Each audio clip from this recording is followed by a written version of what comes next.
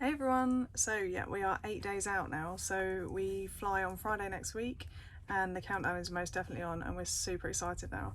But yeah, so what we've got left to do. So we've paid for the dogs to fly. We're dropping them off at Fly Pets the day before we fly, and we pick them up in Toronto the day after. So they fly the day after we fly. So these two little munchkins.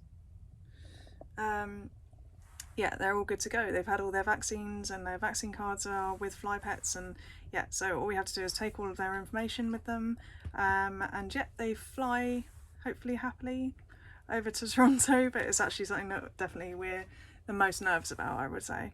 But yeah, glad it's all booked and sorted. All of our luggage is now basically packed, so all we've done is left ourselves kind of enough for like a week, and just we'll kind of wash what we need to wash when we wash it, and then it's just easy to pack in the hand luggage, and then stuff in our last big bag that we've got left.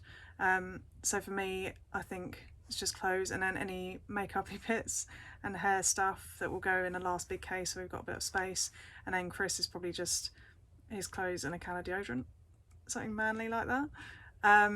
So yeah, everything is good, and then we've basically locked and wrapped all of our bags with like a black cling film. You just want to make sure that because they're quite heavy bags, they're oversized heavy bags up to 32 kilos. Want to just make sure that the bags don't pop open, or they're fully secured, because they've got a lot of Chris's battery operated tools in them, so we definitely don't want to get them damaged. So yeah, we've just been really careful to pack everything as gently as possible, and supported with, I don't know, any extra clothes or towels, anything we're taking with us. So yeah, that's all sorted. But today I thought I would basically just do a quick video about the reactions people have had towards what we're doing. And honestly, it's a mixed bag really. Chris's family have been pretty much spot on. I can't really fault them at all. They've all been really supportive and haven't got any kind of issue with what we're doing. They're really excited. He's got a lot of family friends who he's had since he was a child. Obviously his mother passed quite a few years ago, so he's kept a lot of family friends uh, the whole time, and they are all super supportive of what we're doing. Unfortunately, it's my side of the family that are a bit more complicated. I feel like I've upset most people all in one go. I actually have cousins who live abroad, and my auntie and uncle are really happy for them. They go over there and see them quite a lot. So yeah, I would have thought that would have been kind of helpful to show that, that other people can do it. But yeah, so I broke the news to my mum, I would say about 18 months ago, which is when we were looking at getting our permit sorted and just making sure it was something that we could definitely do, because of our age and stuff like that. So we're both 39, and we wanted to make sure that there was definitely a route that we could go, to make sure that we could get over to Canada. And so yeah, we let her know a good 18 months ago that this is what the plan was. And actually, a whole way along, we've kept her in a loop. We told her about the land that we were buying, and we sort of showed her everything and just tried to keep her really involved in what we were doing. And although, yeah, she's not happy about her only daughter going off on her own, well, not on her own, but with her husband, off to live in another country thousands of miles away, she is coming around to it in a way that she's sort of understanding why we want to do it. And obviously we've always wanted to build our own house, and there's just no way that we could afford to do it in this country. The land would cost hundreds and hundreds of thousands, if not millions, especially, we've got 7 acres over in Canada, and it cost us 60,000 Canadian, so it's about around about 40,000 UK. So yeah, there's no way that we could do that in this country for the same kind of money. And she also understands that obviously we're going to have no rent, no mortgage, and our bills are going to be absolutely minimum. So she definitely can see why we want to do it, and I think deep down she's happy for us. But I would just wish her face would say the same thing. But I think every time I see her, she does look like she's going to break into tears, but at the same time she understands. So that is, for us, that's a bit of a breakthrough. Other family members for me have basically written me off and are no longer speaking to me because they believe that what we're doing is actually really selfish. But you know, we're going to be 40 in May next year, and I think we're big enough and ugly enough to make our own decisions and to realise that what we actually want from life. And being in the UK, living month to month, when we both, you know, we both earn a good amount of money, but we still, you know, every month we are kind of, you know, if we've got something left, then maybe we can go and do something.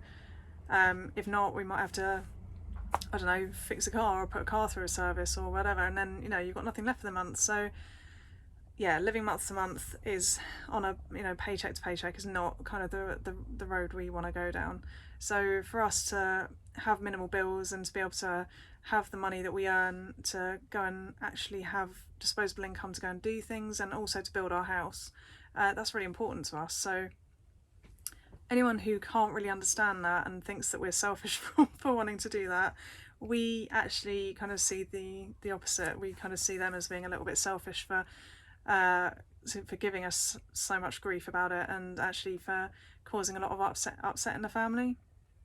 And it's a shame, but I really do hope that one day they'll kind of come around to the idea and maybe even come out and visit us. But you know, I'm not going to hold my breath. It is what it is, and unfortunately everyone will always have an opinion of you no matter what you do. If I was to stay in the same job for 20 odd years and not, you know, not change, be, you know, stuck in a job that, you know, was alright, it earned me money, but wasn't that happy about it, I might get accused of, you know, not changing jobs for a better job. I might get accused for not getting any promotions, and you know, whatever you do, people will have an opinion of you, good or bad. So you know, don't change what you're planning to do. If it's something that you're thinking about doing, don't change what you're doing because somebody else doesn't agree with it. It's, you know, it's your decision. Do what you have to do to be happy in life. You only live once, you know. Like I said, we're going to be 40 next year, and for us this is the start of our life. You know, we've been married quite a while now, but I actually feel like this is going to be the start of our actual life together. Not having to mess around paying mortgages and pay off car finances and all this sort of stuff, and just, you know, have minimal money left every single month. So yeah, just take what people say with a pinch of salt, and just realise that some people might be saying it because they're jealous. Other people might be, you know, they wish they'd done it and they never did. And some people may genuinely think that you're being selfish, but you know, your life is your life and you have to live the way that you want to live. So my advice is just be prepared for backlash, but give people plenty of warning about what you're doing, and try to just get them on side. Obviously, the last thing I wanted to do was cause upset in the family, but unfortunately it's just one of those things. And let's just hope it changes, but it's not going to change our plans. You know, it's what we want to do. So stick with it and stay the course. It's my advice. Anyway, 8 days out and we can't wait, so we will keep you in the loop of what we're doing, and I'll probably put a video together next week when we are saying goodbye to our caravan and our car and we're in the hotel ready to go. So yeah, I will see you next week.